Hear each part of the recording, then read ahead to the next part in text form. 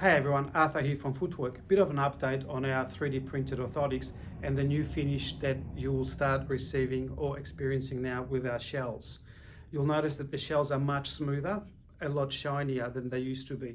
The reason being, this is the finish that we've wanted from the very beginning, back in 2019 when we first started 3D printing.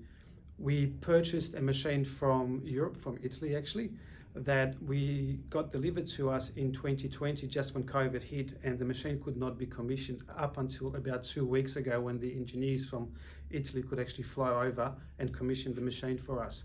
So in the beginning, or for the past 2 years, in order to get a reasonable finish on the product, on the orthotics, we're forced to dye them to get a uniform finish. This is part of the post-processing, stripping the white powder off the device, of the devices. For me, that finish was unsatisfactory. I wasn't very happy with it. However, now you'll notice that the orthotics are much smoother. Now, when we started 3D printing, we wanted the process and the whole manufacturing process to be specific, to be a lot more environmentally friendly. So by switching to 3D printing, we've reduced about 90 tons of waste a year. But right now, we've also reduced the need for dyeing, which reduces water usage and also the pollutants and chemicals we are pouring down our sink, although all environmentally and everything checked off.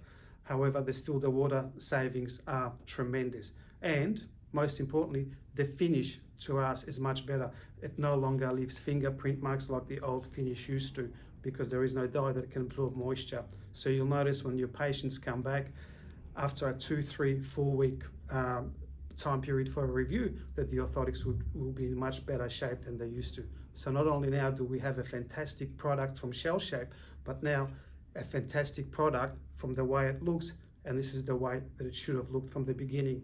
So thank you for listening, and keep an eye out for further videos.